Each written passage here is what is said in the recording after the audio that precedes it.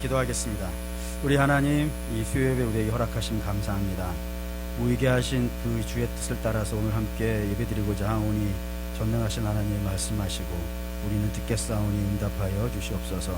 귀한 예물 드립니다. 우리 주님 기뻐 받아 주옵소서. 예수님 이름으로 기도합니다. 아멘. 인사하겠습니다. 잘 오셨습니다. 성령 충만하시고 승리하십시오. 이 복음을 설명하려면은 가장 먼저 해야 되는 게 있습니다.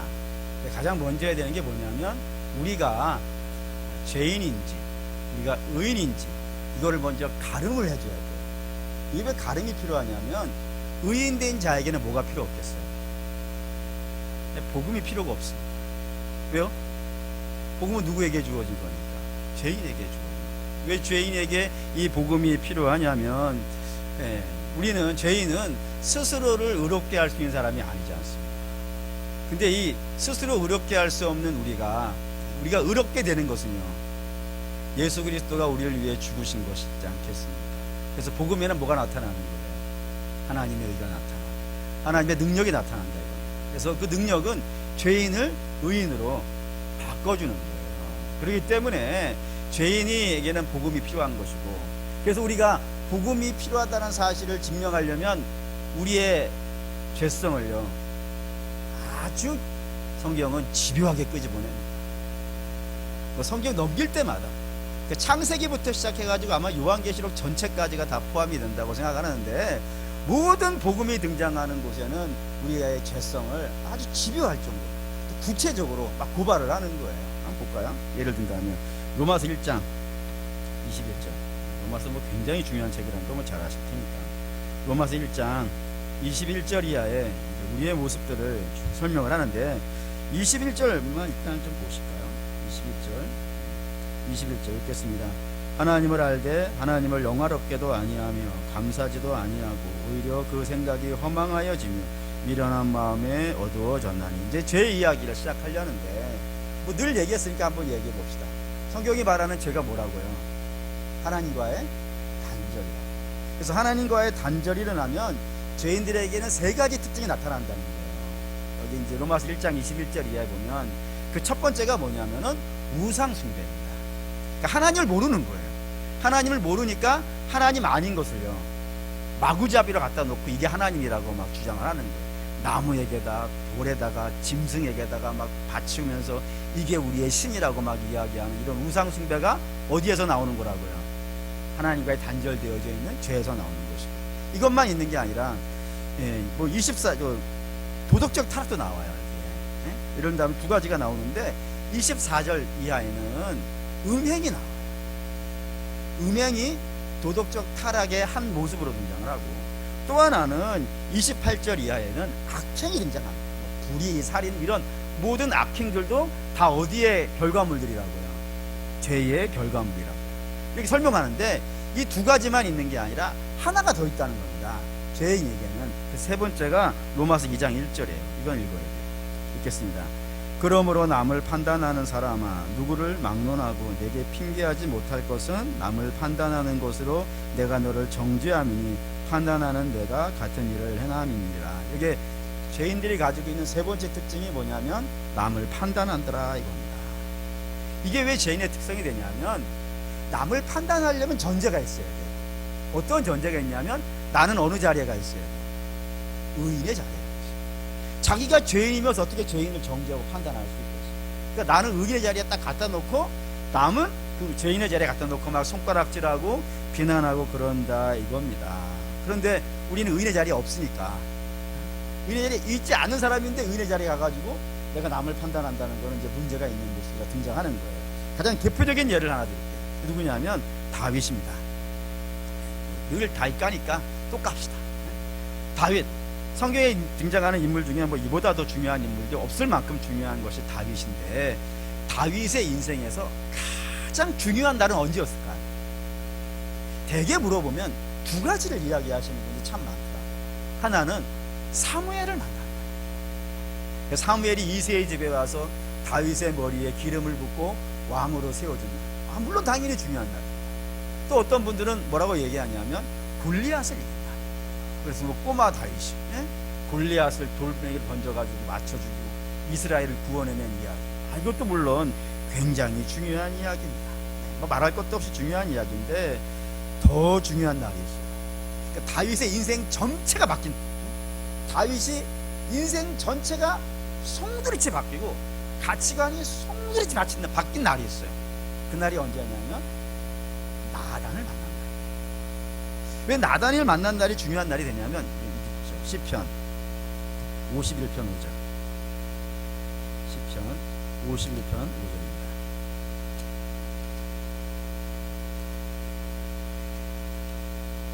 잘 아시겠지만 51편은 다윗이 밧세바와 동침한 이후에 나단 선지자를 만났을 때 암송한 읊은시로 되어 있어요. 거기 5절이 중요한데 5절 읽을게요. 내가 죄악 중에 출생하였으며 어머니가 죄 중에서 나를 잉태하였나이다. 이게 뭔 말이냐면 다윗이 나단을 만나기 전까지는 자기는 뭐라고 알았다? 의인인 줄 알았다. 나만큼만 하면 됩니다. 이 백성들이 문제가 있는 것은 이 백성들이 나만큼 안 해서 그럽니다. 나 같은 사람만 이 세상에 잔뜩 있으면 하나님은 걱정할 게 없어. 문제될 게 없어. 근데 문제는 항상 나 같은 사람이 몇 명만 있는 거예요. 나만 있는 거예요. 맨 자기는 의인이고 저쪽에 있는 사람들은요, 예를 들어 사울이나 자기를 모함하는 저 사람들은요 늘 악인이에요. 그래서 나는 살아야 되고 저 사람은 죽어야 돼. 이런 구도를 다윗이 나단을 만나기 전까지는 가지고 있었어요. 물론 사울이나 또 다윗을 모함했던 그런 사람들이 착한 사람이라는 게 아닙니다. 그 구조는 뭐냐면은 다윗은 저 사람들만 나쁜 거예요. 자기는 괜찮고 다른 사람만 나쁘다 그러고 있는 가치관을 갖고 평생을 살아온 사람이었다는 거예요. 근데 밧세바를 범하고 나서도 그거는 마찬가지였다 이거예요. 볼까요? 사무엘하 12장. 사무엘하 12장. 나단을 만났는데 12장 1절에서 4절. 구약성경 479페이지. 479페이지. 사무엘하 12장 1절에서 4절 읽어보겠습니다. 여호와께서 나단을 다윗에게 보내시니 그가 다윗에게 가서 그에게 이르되 한 성읍에 두 사람이 있는데 한 사람은 부하고 한 사람은 가난하니 그 부한 사람은 양과 소가 심이 많으나 가난한 사람은 아무것도 없고 자기가 사서 기르는 작은 암양 새끼 한 마리뿐이라. 그 암양 새끼는 그와 그의 자식과 함께 자라며 그가 먹는 것을 먹으며 그의 잔으로 마시며 그의 품에 누움으로 그에게는 딸처럼 되었거늘 어떤 행인이 그 부자에게 오매 부자가 자기에게 온 행인을 위하여 자기의 양과 소를 아껴 잡지 아니하고 가난한 사람의 양 새끼를 빼앗아다가 자기에게 온 사람을 위하여 잡았나이다. 이제 나단이 와서 고발을 하는데 내가 밖에서 이야기를 하나 들었다. 한 부자가 있고 가난한 사람이 있는데 부자는 양이 많더라. 그리고 가난한 자는 양이 한 마리밖에 없는 그런 사람이 있었는데 행인이 찾아왔다 이거예요. 손님이 이 중동에 살고 있는 사람들에게는 우리 집에 손님 오는 게 정말로 중요해요. 그래서 아브라함도 자기 집에 온 손님을 극진히 대접하잖아요. 그런 구조를 가지고 있어요.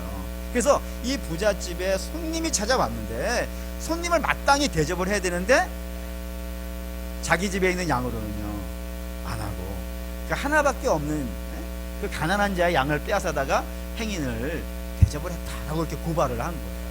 그때 이 가난한 집에 있는 양 한 마리를 훔쳐온 사람이 누군 거예요? 다윗이죠. 우린 알죠. 모르셨습니까? 다윗인 거예요. 근데 다윗은 이 사람이 자기라는 사실을요 몰라요. 그래서 이런 말을 해요. 이런 말을 한번 또 볼까요? 이 7절 아니 5절 6절 이렇게요. 다윗이 그 사람으로 말미암아 노하여 나단에게 이르되 여호와의 살아계심을 두고 맹세하노니 이 일을 행한 그 사람은 마땅히 죽을 자라. 그가 불쌍히 여기지 아니하고 그런 일을 행하였으니 그 양 새끼를 4배나 갚아주어야 하리라 한지라. 다윗은 이 고발의 이야기를 들으면서도 그런 짓을 저지른 사람은요 자기는 아닐 거라고 생각합니다. 왜요? 자기는 의인이니까. 자기는 의인이니까 이런 일을 절대로 행할 수 있는 사람이 아니야. 이런 생각이 가질 때니까요. 그러니까 내가 의인이라고 생각하는 사람은 절대 자기 안에서 죄를 발견할 수가 없어. 자기는 의인인데 어떻게 죄가 있고 있어요. 그러자 나단이 뭐라고 했냐면 12장 7절 읽겠습니다. 나단이 다윗에게 이르되 당신이 그 사람이라. 이스라엘의 하나님 여호와께서 이와 같이 이르시기를 내가 너를 이스라엘의 왕으로 기름 붓기 위하여 너를 사울의 손에서 구원하고. 나단이 얘기하는 거예요. 왜 그 범죄에서 당신 빼냐 이거야. 왜 당신은 제외하고 얘기하려고 그러냐. 실제로는 그게 누군데 당신 아니냐 라고 하면서 고발을 한 거예요. 그때서야 다윗이 무너졌다. 그때야 비로소 자기가 어떤 사람이라고, 죄인이고. 근데 그 죄가 오늘 지은 죄 나면서, 심지어는 내가 죄 중에 잉태되었고 그러니까 나는 뼛속까지 다 뭐라는 거예요. 죄인이라는 사실을 그때서야 알았다. 그러니까 이처럼 죄인 된 자들은 자기가 죄인이라는 사실을요 모르고 인정도 안 해요. 인정도 안 해요. 근데 이게 그때만 그러냐? 사실은 우리 중에도 있는 것 같아요. 뭐라 그러냐면 항상 죄에 대한 설교를 하면은 이 죄에 대한 설교는 누가 들어야 돼요? 오늘 아는 사람이에요. 그 사람이 와서 들었어요. 왜 하필이면 그날 오늘 이 중요한 죄에 대한 설교를 하는 날 왜 그 죄인을 알았을까? 이런 생각을 항상 갖는 것들이, 갖는 모습이 우리의 모습이다 이겁니다. 이런 식인 거예요. 항상 이렇게 죄를 고발한다 이겁니다.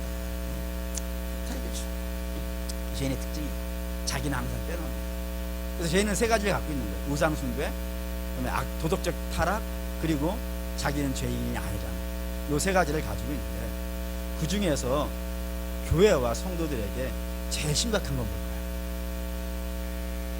물론 첫 번째겠지. 우상 숭배가 제일 나쁜 거예요. 그리고 우상 숭배에서 모든 게 다 나오는 거니까. 근데 제일 나쁜데, 오늘 저는 여러분들에게 이 세 번째, 남을 판단하는 것이 제일 나쁘다고 말씀을 드리려고. 그렇게 드리려고 하는 이유는 뭐냐면은, 믿음이 좋은 사람은 우상 숭배를 안 하겠죠. 왜 대답을 못 하십니까? 안 하겠죠. 우상 숭배를 하는 사람은 우리가 믿음이 좋다고 할 수 없잖아요. 그러니까 믿음이 좋은 사람은 우상 숭배를 안 해요. 또 믿음이 좋은 사람은 도덕적 타락도 안 할 거예요. 안 할 줄 믿습니다. 근데 믿음이 좋은 사람도 남을 판단하는 건 참 많이 봤어요. 남을 정죄하는 건 참 많이 봤어요. 자기는 의인의 자리에 놓고 다른 사람은 나쁜 자리에 놓고, 물론 나쁜 짓을 했지. 거기 갖다 놓고 막 정죄하는 것들을 믿음이 좋은 사람에게도 많이 봤어요. 근데 성경은 그걸 금하는 거예요. 왜 그럴까요? 서로에게 유익이 안 돼요. 어느 부분이 유익이 안 되는지를 가장 잘 설명해 주는 책이 이제 갈라디아서 6장인데, 갈라디아 6장을 이야기하려면 당연히 5장부터 이야기를 해와야 됩니다. 5장에는 두 종류의 사람이 등장한다고 나와 있어요. 하나는 어떤 사람이냐면 육체의 소욕에 묶여져 있는 사람, 또 한 사람은 성령의 소욕에 묶여져 있는 사람. 그래서 육체의 소욕에 묶여져 있는 사람도 이런 사람이랍니다. 19절부터 21절 갈라디아서 보시죠. 5장 19절에서부터 21절 읽겠습니다. 육체의 일은 현명하니 곧 음행과 더러운 것과 호색과 우상 숭배와 주술과 원수 맺는 것과 분쟁과 시기와 분냄과 당짓는 것과 분열함과 이단과 투기와 술 취함과 방탕함과 또 그와 같은 것들이라. 전에 너희에게 경계한 것 같이 경계하느니 이런 일을 행하는 자는 하나님의 나라를 유업으로 받지 못할 것이요. 육체에 속해 있는 사람들이에요. 그리고 반면에 성령에 속해 있는 사람들은 22절에서 23절입니다. 있죠. 오직 성령의 열매는 사랑과 희락과 화평과 오래 참음과 자비와 양성과 충성과 온유와 절제니 이 같은 것을 금지할 법이 없느니라. 여기 이제 성령에 속해져 있는 사람들입니다. 근데 판단하는 자는 자기는 어느 자리에 있을 거라고 생각하는 거예요. 성령에 붙잡혀 있는 사람이라 생각하고, 저 사람은 육체에 속해져 있는 사람이라 생각해가지고 이쪽에서 저쪽에 있는 사람을요 정죄하고 심판하는 모습을 가지고 있다 이겁니다. 그런데 이제 6장 1절 읽겠습니다. 형제들아, 사람이 만일 무슨 범죄한 일이 드러나거든 신령한 너희는 온유와 심령으로 그러한 자를 바로잡고 너 자신을 살펴보아 너도 시험 받을까 두려워하라. 성경이 뭐라 그러냐면 그렇게 딱 구분해져 가지고 나는 성령에 속해 있는 사람이고 저 사람은 육체에 속해 있는 사람이에요. 그래서 이쪽에 있는 사람이 이쪽에 있는 사람을 정죄하고 판단하지 말라라고 이야기한다 이겁니다. 왜 그럴까요? 성경이 죄에 대해서 눈 감아주려고 그런 걸까요? 절대로 그럴 수 없습니다. 하나님은 죄를 용납하시는 분이 아닙니다. 죄를 끔찍히도 싫어하시는 분이에요. 얼마나 싫어하시냐면 아담이 선악과 따먹은 죄로 에덴에서 내보내버리시는 분이죠. 그리고 사람이 지은 죄를 아들에게 얹어놓으시고 아들을 쳐다도 안 보시고 죽여버리시는, 그만큼 죄를 맹렬하게 비난하고 싫어하시는 분이다 이겁니다. 그렇기 때문에 하나님이 죄를 눈감아 주실 일은 절대로 없을 겁니다. 반드시 때가 되면 하나님이 당신의 권위와 당신의 정의와 당신의 칼날로 그 죄에 대해서 반드시 심판할 건데, 그 심판은 누가 하겠다 그러는 거예요? 하나님이 하시겠다 이거예요. 너는 어떻게 하라고요? 그거 하지 말라 이겁니다. 왜 그럴까요? 왜 하지 말라고 할까요? 우리는 그 죄인이 알곡인지 가라지인지 구별하지 못하기 때문에. 이게 우리 잘 알고 있는 비유 하나 들죠. 주님께서 이런 비유 주셨어요. 천국이라는 비유를 드실 때, 천국은 밭에 씨를 뿌린 사람과 같은데, 그 밭에 다음 날 갔더니 종들이 와가지고 이야기를 했어요. 뭐라고 얘기하냐면, 우리가 어저께 여기에 뭘 뿌렸다고요? 알곡을 뿌렸다고. 근데 뭐가 났다고요? 가라지가 났다. 그러자 주인이 뭐라 하죠? 원수가 왔었다 라고 얘기하죠. 그때 이제 종들이 그 주인의 말을 받아가지고 이렇게 얘기해요. 그럼 그 가라지 우리가 뽑아버릴까요? 라고 얘기하자 주인이 뭐라 그러나요? 뽑지 말라고. 여기서 주와 함께 씨를 뿌렸던 그 주의 종들은 천사들을 뜻해요. 그러니까 천사들도 뽑지 말라는 거예요. 왜요? 천사들도 그게 가라지인지 알곡인지 구별을 못한다 이거예요. 그래서 가라지를, 알곡을 가라지라고 해가지고 뽑아버릴 수가 있더라 이겁니다. 그러니 천사도 구별이 안 되어지는데 우리는 구별이 되어질까요? 그게 구별이 안 되어진다는 걸 가장 잘 설명해 주는 사람이 있어요. 그게 누구냐면 바울하고 어거스틴입니다. 이 바울하고 어거스틴은 이 복음이라고 하는 역사에서, 복음이라고 하는 신학 역사에서 가장 중요한 두 사람이에요. 이 사람보다 더 중요한 사람 우린 몰라요. 왜 이걸 제일 중요한 두 사람이라고 이야기를 하냐면, 우리가 믿음으로 구원받는다는 사실을 맨 처음 성경에 쓴 사람이에요. 바울이에요. 그걸 신학적으로 정립한 사람이 바울이고, 그것이 하나님의 은혜라는 걸 증명해 놓은 사람이에요. 이게 어거스틴이에요. 또 우리가 믿는 복음이라는 기초가 바울과 어거스틴의 그 신학적 교리 기반 위에 우리가 서 있으니까 이보다 더 중요한 사람이 없어요. 그런데 이 바울과 어거스틴은 우리가 어떠한 관점에서 보면, 어떤 시점에서 보면 가라지예요. 볼까요? 바울 볼까요? 디모데전서 1장. 디모데전서 1장 13절, 신약성경 338페이지, 디모데전서 1장 13절 읽겠습니다.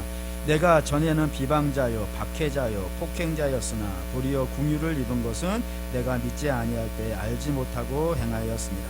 바울이 자기를 어떻게 표현하냐면, 예수에 대해서는 내가 비방자요, 그리고 교회에 대해서는 박해자요, 성도에 대해서는 그리고 폭행자였다고 합니다. 그래서 그가 스데반을 죽이는 것이죠.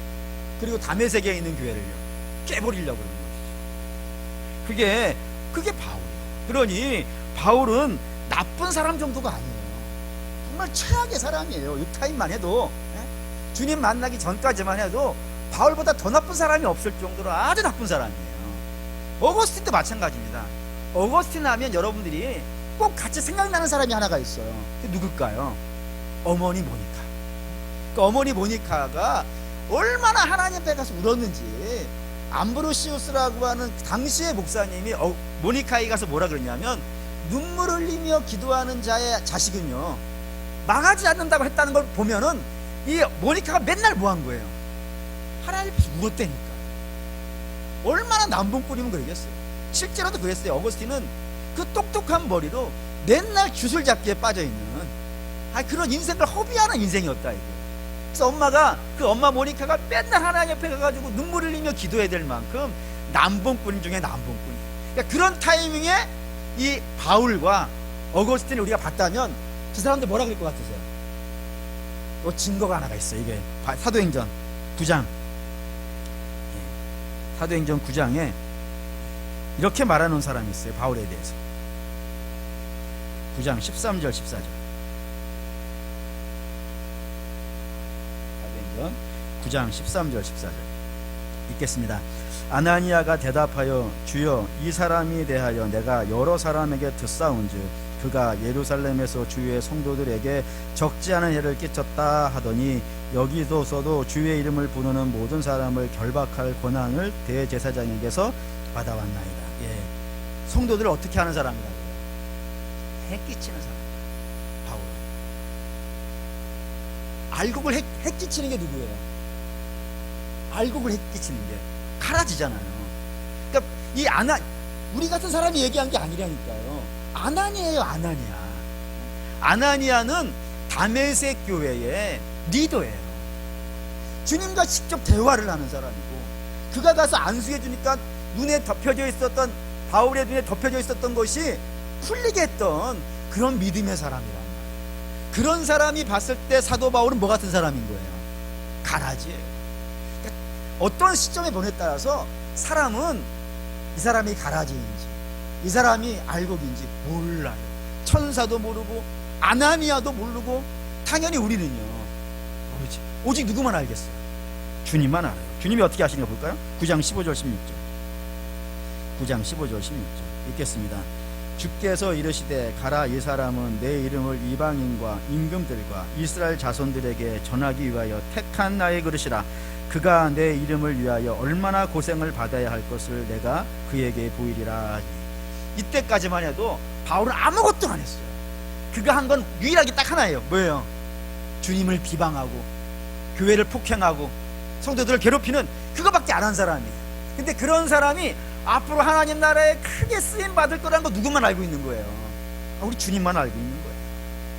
그러니까 주님만이 뭐 하실 수 있는 것이냐면 이게 가라지인지 이게 알곡인지를 구분할 수 있는 분이에요. 근데 그 주님이 그걸 하시겠다 이거예요. 때가 되면 하실 거라 이거예요. 그러니 너희는 추수 때까지는 건드리지 말고 내가 할 거야. 내가 이 모든 걸 할 테니까 너희는 그들을 건드리지 말고. 그건 너희 몫이 아니야. 그 몫은 내가 할 거니까. 이게 가라지를 심판하고 알곡을 창고에 드리는 거는 내가 할 거니까 너희는 그 심판하는 자리에 있지 말고 해야 되는 것이 있다 이겁니다. 네 가지. 갈라디아서 네 가지가 등장합니다. 첫째, 다시 6장 1절 다시 한번 읽고 가죠. 1절에 세 가지가 나오는데 읽겠습니다. 형제들아, 사람이 만일 무슨 범죄한 일이 드러나거든 신령한 너희는 온유한 심령으로 그러한 자를 바로잡고 너 자신을 살펴보아 너도 시험을 받을까 두려워하라. 이게 세 가지 나오는데, 첫째는 뭐냐면은 어떤 육체에 속한 사람을 만났어요. 만났으면 그 만난 거를 기회 삼아가지고 그 사람을 비난하고 판단하고 이런 거 하지 말고 뭐라고 되어 있냐면 너 자신을 돌아보는 기회로 삼아라.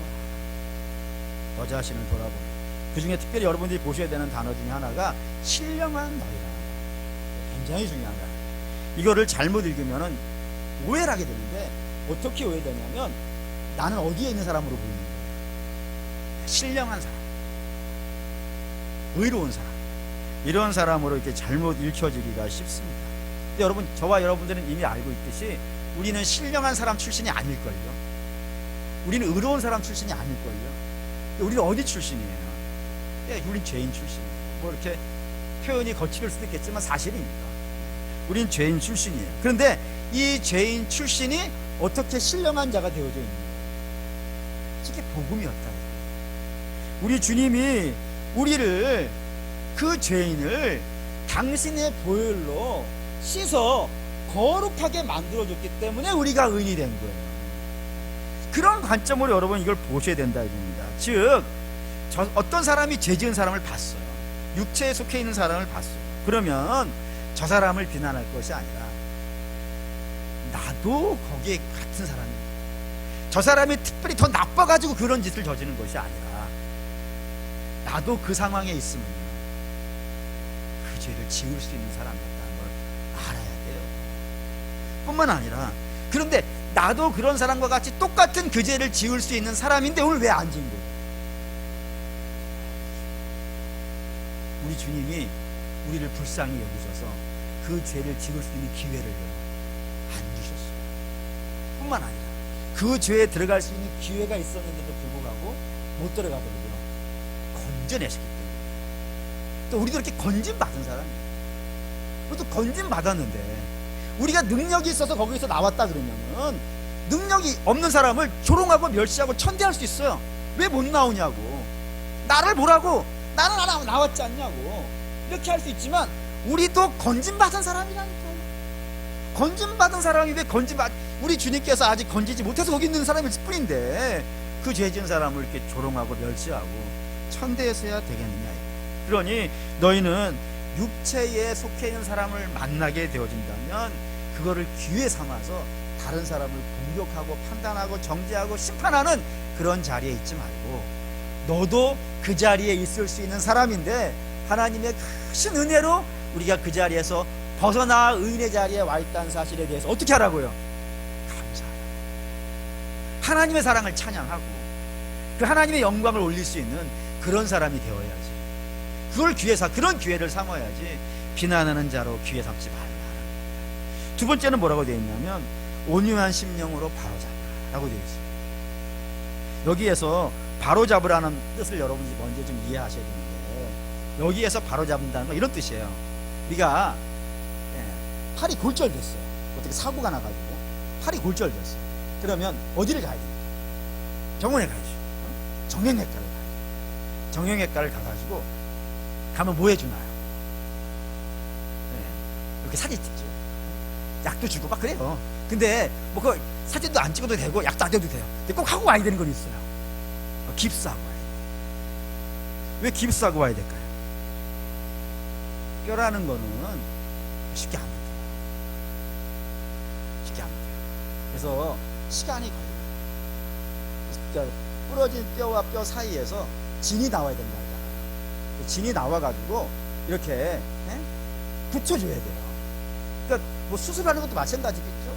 수술도 이렇게 뭐 심 바꿔놓고 있지만 심 박았다고 붙은 게 아니에요. 그게 시간이 걸려가지고 뼈와 뼈 사이에서 진이 나와가지고 이렇게 딱 이렇게 붙어야 온전해지는 것 아니겠어요. 근데 그거 하는데 웬만한 사람은 다 4주예요. 그리고 잘 안 붙는 사람은 뭐 6주 되시는 분도 봤고 8주 돼도 안 붙는 분도 있고 막 그래요. 수술해도 마찬가지예요. 반드시 그 시간이라는 게 걸려요. 그것처럼 이게 바로잡는다는 게 이런 거예요. 바로잡는다는 거는 그게 붙을 때까지 어떻게 하라고. 깁스가 이렇게 그게 붙을 때까지 못 움직이도록 보호해 주잖아요. 보호해 주듯이 너희 어떻게 해주라고. 보호해 줘. 그런 죄인을 만나면은 보호해 준다. 왜냐하면 어떠한 사람이든지 저 사람이 믿음으로 성장할 때까지는 시간이라는 게 들어가기 때문입니다. 예를 든다면 물론 하나님께서 놀라운 역사를 베푸셔가지고 한꺼번에 바꾸는 사람이 왜 없겠어요. 근데 제가 지금까지 보아온 사람 중에는 한꺼번에 된 사람은 글쎄 못 봤어요. 예를 든다면 베드로도 한꺼번에 안 되던데요. 베드로도 주님과 3년을 같이 다녔대요. 또 주님의 부활을 봤을 때도 자기는 더 이상 자격 없는 사람이라 해가지고 갈릴리로 도망가기도 했어요. 뿐이 아니라 한참 뭐 사역도 잘하고 있을 때 바울에게 조롱도 받은 적이 있죠. 왜 당신이 수석사도라 그러면서 이방인들과 함께 밥 먹다가 유대인 보고 도망가느냐, 책망받은 적도 있어요. 그러니까 베드로도 한참 걸렸어요. 심지어는 마지막 그가 죽을 때에도 뭐 이건 전설이긴 하지만 로마를 버리고 도망가잖아요. 그때 주님께서 오시니까 베드로가 코바디스 도미네, 주여 어디로 가십니까? 네가 버리고 간 곳에 내가 죽으러 간다 해가 돌아온 거 아니에요. 그러니까 오래 걸려요. 사람 참 오래 걸려. 바울도 마찬가지. 참 오래 걸려요. 근데 베드로나 바울만 오래 걸렸습니까? 저와 여러분도 오래 걸린 거 아니에요. 여러분도 여기 수요 예배 나오실 정도 되려면 얼마나 오래 걸리셨어요.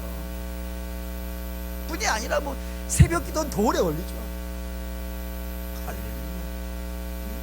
금요 예배도 오래 걸려요. 그러니까 예배 하나 드리는 것 하나 더 드리는 것도 심히 오래 걸리는데 그 성품이 바뀌는 것도 1시간 주님과의 교제와 사귐과 은혜 받음이 필요하고 광야 이스라엘도 40년간을 광야를 거쳐서 가나안에 들어가요. 참 오래 걸려요. 참 오래 걸려요. 그렇기 때문에 주님께서 그 알곡을 거둘 때에도 추수 때까지 두라 그러신다. 주님이 오래 걸리신다 이거예요. 오래 걸려요. 오래, 하나님이 이렇게 오래 만들어 가세요. 그것처럼 하나님이 오래 만들어 가시려고 하는데 우리가 너무 성격이 급해가지고 한 사람을 절단내 버린다. 저 그런 얘기 많이 들었어요. 목회하면서 많이 들은 게 뭐냐면 한 영혼이 좀 빨리 됐으면 하는 마음이 있었나 봐요. 그래가지고 좀 못된 짓을 하니까 잡아다가 저 팼어요. 그랬더니 저 터지고 교회를 안 나오는 거예요. 그런 사람들 꽤 많이 봤어요. 물론 하나님이 택한 자라면 때가 되면 돌아오겠죠. 근데 그 돌아올 때까지 허비되는 시간입니다. 그 인생이 하나님 안에서, 우리 늘 얘기하는 거 있잖아요. 포도원 주인이 밭에 나가 인력시장에 가가지고 데려온 사람 중에 누가 제일 복 받은 사람이에요? 아직도 마지막 시간에 온 사람 아니죠? 맨 처음에 온 사람이에요. 맨 처음에 와가지고 주인과 교제하고 사귀면서 함께 즐겁게 일하는 사람이 제일 복 받은 사람이에요. 제일 늦게 온 사람이 제일 억울해야 되는 거예요. 근데 그 시간을 다 허비하고 왔으니까 얼마나 억울한 일이 되어지겠어요. 그렇기 때문에 우리가 연약한 자들을 만난다, 또는 육체에 속한 자들을 만나면 저들 좀 품어줘야 돼요. 저들도 내가 하나님이 오래 걸리셔가지고 오늘 여기까지 만들어 오셨다면 저 사람도 같은 방법을 쓰시지 않겠냔 말이에요. 저 사람도 오래 걸려서 할 거예요. 제가 항상 제 얘기로 얘기를 드리잖아요. 저만 해도 그렇게 문제가 많았던 사람이라고. 교회도 뭐 믿음은 하나도 없고 맨날 놀러만 다녔던 사람이에요. 근데 하나님께서 시간을 오래 걸리셔가지고 여러분 중에서 제일 훌륭한 사람을 받으셨대요. 그러니 여러분도 그렇게 하나님의 인내하심을 통해서 여기까지 오셨다면 여러분도 누군가를 향해서 인내함을 발휘하셔야죠. 그래서 여기 온유가 등장한 겁니다. 그때 필요한 게 뭐예요? 누군가를 견뎌줄 때 제일 필요한 마음이 온유함으로 좀 봐주라. 하나님이 당신의 택한 백성이라면 반드시 고쳐내실 거니까, 반드시 아름답게 만들어내실 것입니다. 너희 안에 착한 일을 시작하신 분이 그리스도 예수의 날까지 그걸 반드시 이루어내실 것이니까 너희가 먼저 판단하고 결단해가지고 뽑아버리지 말고 그걸 좀 견뎌줘라 라는 것입니다. 세 번째는 뭐냐면 1절에 너 시험 받을까 조심하라, 두려워하라 라고 되어 있어요. 이게 뭔 말이냐면 죄인을 품는 데 있어서 제일 조심해야 되는 것이에요. 그게 뭐냐면은 내가 그 죄를 닮아가는 거예요. 그런 스키가 공부가 많아요. 왜죠? 우리 출신이 그래서요. 우리 출신이 죄인에 속해 있는 출신이라 의를 따라가는 것보다는 죄를 따라가는 것이 훨씬 더 익숙한 것이 우리의 모습이다. 이걸 조심하라 이거. 예를 들면 이런 뭐 간단한 예를 하나 드릴게요. 세 가족이 술을 마시는 사람. 그러면은 아직 성령에 취하는 것이 뭔지를 모르기 때문에 아직 육체에 취해 있는 분들이 있어요. 육체의 소욕에 취해 있는 분들이 있어요. 근데 그때 우리가 당신은 아직 술을 못 끊었으니까 비 오지 말라 할까요? 술 끊은 다음에 오라고 할까요? 뭐 대답을 일단 와야겠죠. 하나님의 은혜를 받으면 끊어질 거 아니겠어요. 술을 안 마시는 분은 모르는 거예요. 여러분 잘 몰라서 그래. 일단 와야 돼. 일단 데리고 와가지고 은혜를 받는 게 먼저예요. 그래서 이제 교회에서 품었어요. 그런 사람을 품었어요. 근데 내가 품었는데 저 사람과 같이 교제하다 보니까 저 사람이 술 마시는데 같이 따라가지고 마셔버리는 거야. 그럼 되겠어요? 안 되겠어요? 안 되지. 여러분, 품는다는 건 어떤 의미냐면 내가 먼저 뭐를 알아야 돼요? 죄의 심각함을 알아야 돼. 근데 난 거기 끌려가면 안 돼. 내가 안 끌려가야 누군가를 끌어낼 수 있지 않겠어요. 그래, 우리는 안 끌려가야 돼. 그래서 우리 그 죄에 대해서 죄를 너무, 그러니까 신자되었다는 것, 신자되었다는 가장 중요한 표현 중에 하나가 뭐냐면 죄에 대해서요 아주 미워합니다. 죄를 극단적으로 미워해. 우리 주님이 미워하니까 그 죄를 싫어하고 거기에 안 끌려가려고 해야 된다 이거예요. 근데 만약에 그게 안 된다면, 내가 저 사람과 교제해가지고 저 사람이 악한 모습에 내가 끌려갈 것 같다 그러면 여러분 거기 끼지 마십시오. 어떻게 하시냐면 좀 더 믿음이 좋은 분에게 맡기십시오. 그래서 여러분 거기서 빠지세요. 거기 꼈다가 같이 끌려가면 말이죠. 그럼 안 품느니만 못해요. 그러니 여러분들이 그 죄인을 품고 그의 죄됨을 따라가지 않을 것 같으면, 여러분 품었고 함께 교제하시지만 내가 끌려갈 것 같아, 나 자신 없어, 그러면은 거기에 끼지 않는 게 여러분 좋습니다. 옳은 것입니다. 두려워해야 돼. 그 시험 같이 받을까봐 두려워하는 마음 가시죠. 네 번째 2절이에요. 2절 읽을게요. 너희가 죄를 지라 그리하여 그리스도의 법을 성취하라 라고 했어요. 이제 서로의 짐을 지라 라고 되어져 있는데, 이게 무슨 뜻이냐면 죄인을 품었어요. 근데 품었는데 품고 가만히 있는 걸로는 안 돼요. 그래서는 안 돼요. 반드시 어떤 일이 벌어져야 되냐면 그의 짐을 우리가 서로 나누어줘야 돼요. 다시 말해 이런 겁니다. 그를 위해서 뭐 해줘야 될까요? 기도해줘요. 그렇죠? 기도해줘요. 내가 품고 있는 사람이니까 그를 위해서 기도를 많이 해주셔야 되고, 또 그를 많이 섬겨줘야 돼요. 그뿐만 아니라 권면을 하는데 권면도 해줘야 돼요. 근데 권면을 할 때 조심하셔야 돼요. 권면을 해가지고, 권면이 오히려 악한 경우를 나타내는 경우도 종종 있기 때문에 사랑으로 겸손하게 신중하게 잘 권면도 조심스럽게 해야 돼요. 그래서 악한 죄를 따라 사는 것보다는, 그렇게 육체의 소욕을 따라 사는 것보다는 성령을 따라 사는 것이 100배 아름답다는 사실을 우리의 말과 행동을 통해서 자꾸 그에게 보여줘야 돼요. 그런데 그렇게 하려면 우리가 힘들까요? 안 힘들까요? 힘들죠. 어떻게 그게 안 힘들겠어요? 힘들어요. 그러니까 이제 이런 결론이 되는 거예요. 그러면 그 뭐하러 해요? 힘든데 하지 맙시다. 이렇게 될 수 있어요. 근데 성경은 이렇게 얘기합니다. 3절 6장 3절 읽을게요. 만일 누가 아무것도 되지 못하고 된 줄로 생각하면 스스로 속임이라. 4절도 있죠. 각각 자기의 일을 살피라. 그리하면 자랑할 것이 자기에게는 있어도 남에게는 있지 아니하니라. 각각 자기의 짐을 질 것이라. 이게 뭔 얘기냐면 이런 겁니다. 우리가 누군가를 이렇게 섬겨야 되는 이유가 있다. 그게 뭐냐면 우리는 아직 완성이 된 사람이 아니야. 우리 완성이 된 사람이야. 근데 이게 우리가 어떻게 해서 완성이 되어져 가냐면 그 한 영혼을 붙잡고 기도하고 섬겨주고 또 사랑하고, 이렇게 하나님이 내게 주신 내게 먼저 주신 것들이잖아요. 그런 것들을 저들을 위해서 끊임없이 가서 공급하고 하는 과정을 통하여서 우리가요 성장해 간다. 그래서 여러분, 복음은요, 복음을 전해본 사람이 복음의 가치를 알아요. 그래서 교사가 중요해요. 여러분, 참 어린 아이들이잖아요. 뭐 예배 드리는 게 뭔지, 성경이 뭔지, 그리고 뭐 어떻게 행해야 되는지 아무것도 모르는 애들이에요. 근데 그 아이들 하나를 붙잡고 선생님이 기도하는 거예요. 네? 기도하고, 그리고 그를 사랑하고, 그에게 하나님 말씀 전해주기 위해서 성경을 읽고, 그 성경의 뜻을 잘 몰라가지고 자기의 영적인 멘토에게 가가지고 그 말씀이 어떤 건지 물어보고, 그래서 그걸 깨달아가지고 그 아이를 알려주고. 여러분, 그러는 과정 속에 그 아이도 커 가겠지만 여러분은 안 클 것 같으세요? 여러분도 같이 커요.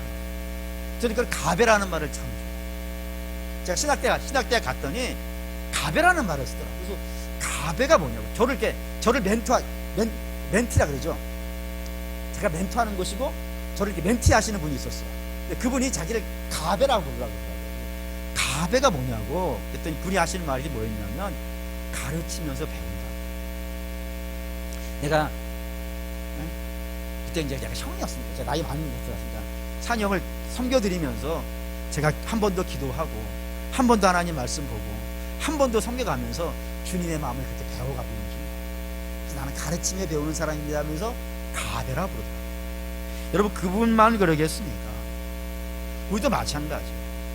하나님께서 어떤 한 영혼을 우리에게 보내주셨을 때는 일방적으로 우리가 그에게 쏟아붓는 것만 있지 않습니다.